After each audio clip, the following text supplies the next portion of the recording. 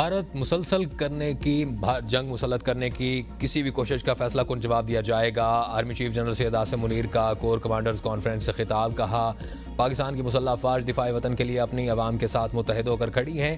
بھارت کی جانب سے جان بوجھ کر عدم استحکام کی کوششوں کو قومی عزم اور واضح اقدامات سے شکست دی جائے گی۔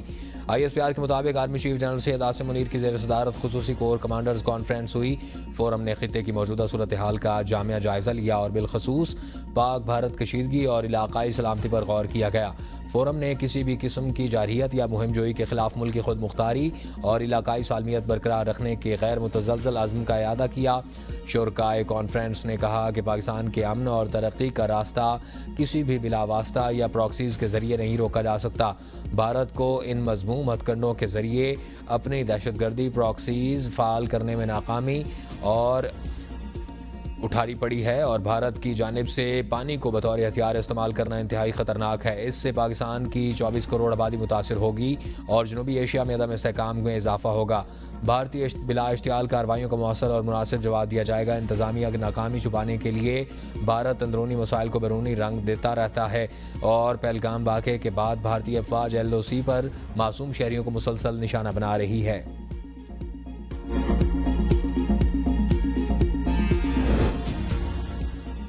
سندھ طاس معاہدے کی خلاف ورزی کی گئی تو پاکستان اس سٹرکچر کو تباہ کرے گا۔ وزیر دفاع خواجہ آصف کہتے ہیں کہ بھارت کے سندھ طاس معاہدے کی معطلی پر متعلقہ فورم پر رجوع کریں گے۔ مودی نے ووٹ بنانے کے لیے پہلگام حملے کا ڈرامہ رچایا۔ بھارت پر عالمی سطح پر پہلے سے زیادہ دباؤ بڑھا ہے۔ ابھی یہ نہیں کہوں گا کہ خطرہ ٹل گیا۔ بھارت کو عالمی سطح پر وہ موقف نہیں ملا جس کی وہ توقع کر رہا تھا۔ بھارت نے پہلگام واقعے سے متعلق کسی بھی قسم کا کوئی ثبوت پیش نہیں کیا۔ امریکی نائب صدر کے بیان نے بھارت کے ایکشن کے لیے کھڑکی کھولی۔ امریکی نائب صدر نے بھارت کے لیے فیس سیونگ کی گنجائش رکھی ہے۔ بھارت کے فیس سیونگ کے لیے کسی حرکت یا اس کے منہ پر ہم کالک ملیں گے۔ پاکستان پر براہ راست الزامات لگانے پر دنیا نے بھارت اور مودی پر یقین دہانی نہیں کی۔ بھارت اب اپنے ہی بیانیے کا مغوی بن چکا۔ بھارت مسلسل اشتعال انگیز دلا رہا ہے۔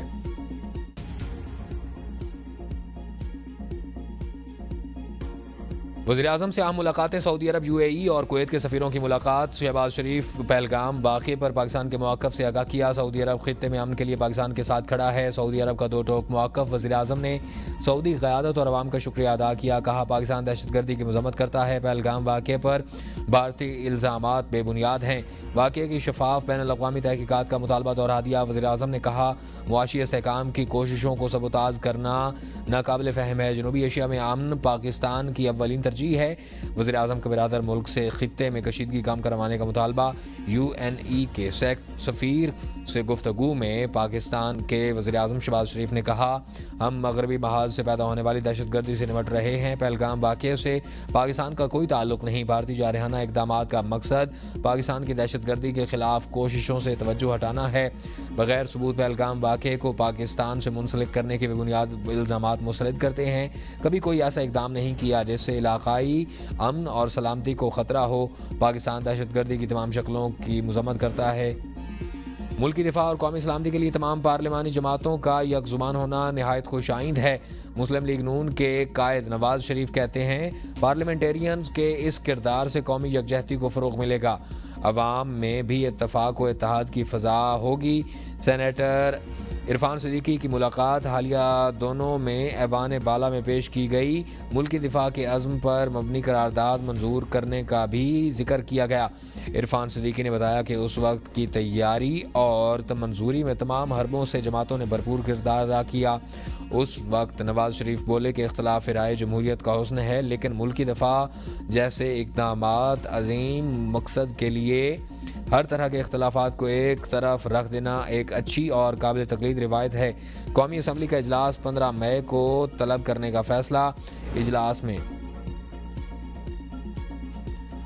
بھارت نے پاکستان پر حملہ کیا تو بنگلہ دیش 7 ریاستوں پر قبضہ کر لے گا۔ بنگلہ دیش رائفلز کے سابق سربراہ میجر جنرل ریٹائرڈ فضل الرحمان کے بیان نے مودی سرکار کے دیش میں آگ لگا دی۔ بنگلہ دیش چین کے ساتھ بھارتی ریاستوں پر قبضے کے معاملے پر فوجی بات چیت کرے گی اور بھارتی میڈیا ہاتھ دھو کر ان کے پیچھے پڑ گیا۔ بھارت کے شمال مشرق میں واقع ان سیاستدانوں ان 7 ریاستوں کی 7 بہنیں کہا جاتا ہے اور ان ریاستوں میں اروناچل پردیش، آسام، میگھالیہ، منی پور، میزورام، ناگالینڈ اور تری پورم میں شامل ہیں۔ بھارت کا ان ریاستوں میں زمینی رابطہ صرف ایک تنگ راہداری کے ذریعے قائم ہے جو 22 کلومیٹر تک چوڑی ہے۔ ان ریاستوں کی سرحدیں چین، بنگلہ دیش، میانمار اور نیپال سے ملتی ہیں۔ بھارت کی ان 7 ریاستوں میں علیحدگی پسند تحریکیں طویل۔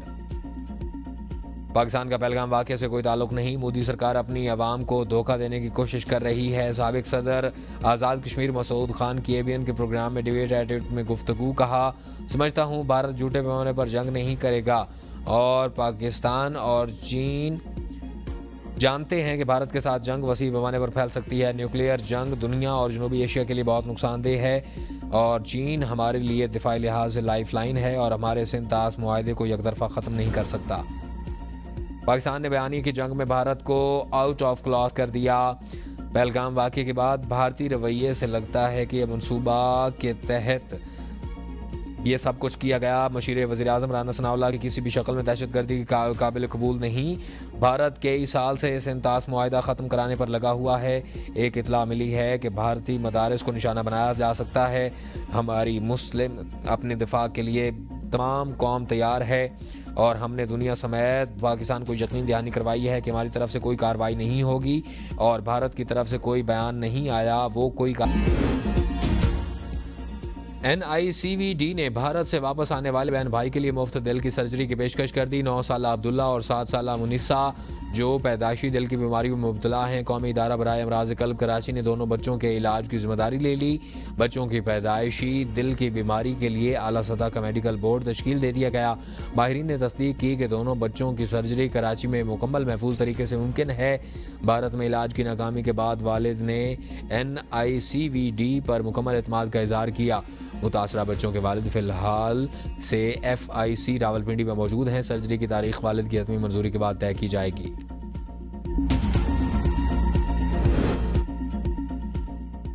را ڈاکیومنٹس لیک ہونے کی سزا، بھارت نے اپنے جرنل کو کالے پانی کی سزا دے دی۔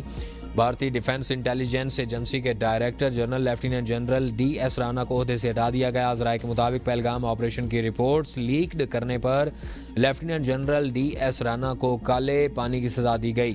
دور دراز سخت کالے پانی کے علاقے میں تبادلے کو خفیہ را دستاویزات سے جوڑا جا رہا ہے جو کہ TRF نے بھی حاصل کر لی۔ نائب وزیر اعظم وزیر خارجہ اسحاق ڈار کا ڈنمارک اور پاناما کے وزرائے خارجہ کو ٹیلی فون۔ بھارت کے بے بنیاد الزامات اور یک طرفہ اقدامات، پاکستان کا موقف پیش کیا۔ معاشی تعاون اور سرمایہ کاری کو فروغ دینے، اقوام متحدہ میں رابطے جاری رکھنے پر اتفاق۔ اعلیٰ سطحی روابط بڑھانے پر بھی تبادلہ خیال۔ اسحاق ڈار نے کہا بھارت کا سنتاس معاہدہ معطل کرنا عالمی قوانین کی کھلی خلاف ورزی ہے۔ پاکستان اپنی خود مختاری اور قومی مفادات کا ہر قیمت پر دفاع کرے گا۔ ڈنمارک کے وزیر خارجہ کا خطے میں کشیدگی کم کرنے پر تشویش کا اظہار اور یہ تشویش کی کہ انہوں نے دونوں ممالک کو تحمل کی تلقین کی۔ وزیر خارجہ نے پاناما کے ہم منصب کو بھارت کے اشتعال انگاز پروپیگنڈے اور غیر قانونی یک طرفہ اقدامات سے آگاہ کیا۔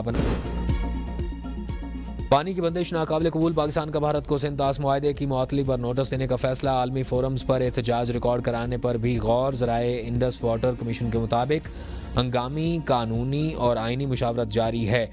ابتدائی ہوم ورک بھی مکمل کر لیا گیا ہے۔ چند روز تک بھارت کو باقاعدہ سفارتی ذرائع سے نوٹس دے کر سنتاس معاہدے کی یک طرفہ معطلی کی ٹھوس وجوہات مانگی جائیں گی۔ بھارت کی آبی جارحیت کو مؤثر انداز میں دنیا کے سامنے بھی لایا جائے گا۔